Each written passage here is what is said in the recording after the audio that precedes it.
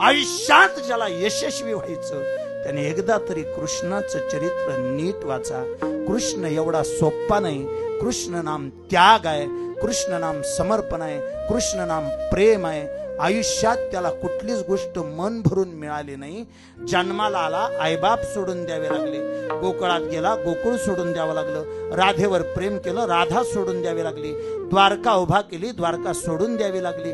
पांडवांच्या बाजूने उभा राहिला, पांडवांना सोडून द्यावं लागलं. वनात जाऊन विश्रांतीसाठी पडला, शिकाऱ्याने बाण मारला आणि त्याला आयुष्य सोडून द्यावं लागलं. उभं आयुष्यभर जो सगळ्या गोष्टी सोडत आला तरीही नेहमी हसऱ्या चेहऱ्याने जगला, त्याचं नाव कृष्ण आहे. आणि राम लक्ष्मण एवढं वाक्य जाहीर आहे का गड्या? माझं आजही मत असं आहे, संकटाच्या छाताडावर पाय देऊन हसत चेहऱ्याने जगणारा प्रत्येक पुरुष आजही माझ्यासाठी कृष्ण.